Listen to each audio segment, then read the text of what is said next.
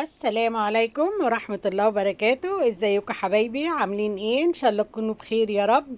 النهاردة بقى انا عايزاكي تجربي معايا رولات البيتزا من غير عجن ولا فرد، وفي 10 دقايق هتعمليها احلى وجبة خفيفة تحفة بطعم البيتزا الاصلي.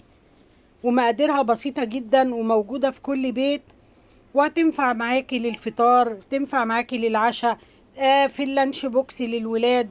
والطريقة سهلة جدا وبسيطة. وتعالوا نشوف احنا عملناها ازاي. معانا بسم الله الرحمن الرحيم، والصلاة والسلام على سيدنا محمد وعلى آله وأصحابه أجمعين. معايا صدر فرخة زي ما انتم شايفين، مغسول ومتنضف ومتصفي كويس من المية. أنا قطعته مكعبات زي ما انتم شايفين كده. وعلى البوتاجاز بقى جبت مقلاية ونزلت بمعلقة من السمنة، ونزلت عليها بالفراخ، وسبت بقى الفراخ لما خدت لون معايا زي ما انتم شايفين كده. لازم نسيبها لما تاخد لون كده يا جماعة. ونزلت عليها ببصلاية متقطعة صغير، وهقلب بقى لحد ما البصل يدبل معايا.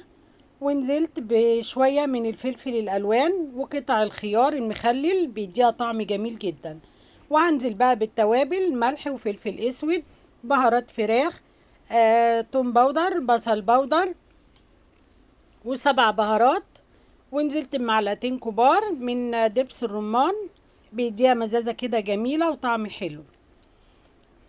وقلبتها بقى كويس لما اتشوحت معايا وشلتها من على النار. وفي بولة بقى هجيب نص كوباية من السمنة، وكوباية من الزبادي، كوباية زبادي الصغيرة العادية ديت. وانزل بقى بربع معلقة من الملح وربع معلقة من السكر ورشة من البيكنج باودر. وهقلب بقى الخليط ده كله مع بعضه. ده خليط التشريب يا جماعة اللي ايه هشرب بيه الجلاش بتاعنا. وادي كده كل المقادير معانا بقت جاهزة. معايا جبنة موتزاريلا ومعايا التشريبة اللي احنا عملناها. وجبت لفة من الجلاش، انا جبت لفة جلاش كبيرة شوية. وهبدأ بقى اجيب الورقات بتاعتنا، كل ورقة هدهنها بالخلطة اللي احنا عملناها. وادي تاني ورقة، وهنزل بالورقة التالتة عليهم، وهنزل بالورقة الرابعة. احنا هنعمل معانا الرول 4 ورقات. وهدهنه كويس بالخلطة ديت، وهنزل بقى بالحشوة بتاعتنا وعليها شوية جبنة موتزاريلا، وهلفها زي ما انتم شايفين. ولا ابسط ولا اسهل من كده. كل واحدة معانا هتاخد 4 من ورقات الجلاش. وعملت معانا الكمية اللي انتوا شايفينها. هجيب بقى التشريبة بتاعتنا، وهبدأ بقى ادهن الوش. هندهن بقى زي ما انتوا شايفين كده الوش عشان يطرى كده من فوق. وهنزل بقى بجبنة موتزاريلا.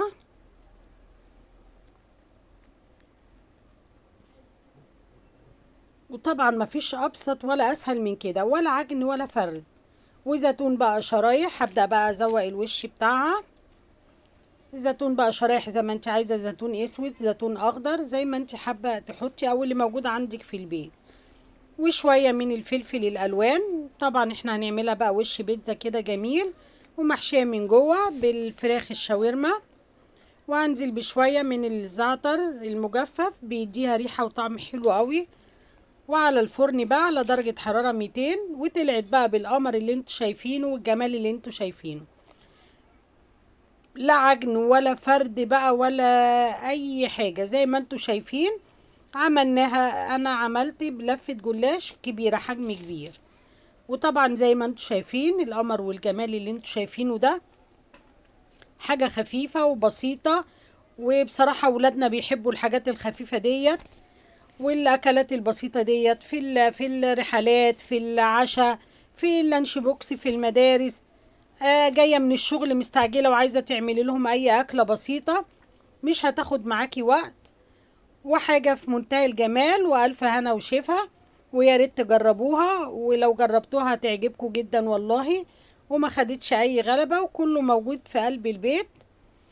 وطبعا بقى في التقديم بنجيب بقى شوية بطاطس محمرة كده جميلة. طبعا كل ولادنا بيحبوا البطاطس المحمرة مع الأكلات الخفيفة ديت. ولا أجمل ولا أطعم من كده، أكلة بسيطة وحلوة وجميلة ومغذية. ولو بقى وصفتي عجبتكم يا ريت تجربوها وتقولوا لي في الكومنتات، ولايك وشير. واللي ما اشتركش في قناتي يشرفني اشتراكه عشان يجيلكوا كل جديد. ومستنية ردكم في التعليقات بعد ما تجربوها ان شاء الله. والسلام عليكم ورحمة الله وبركاته.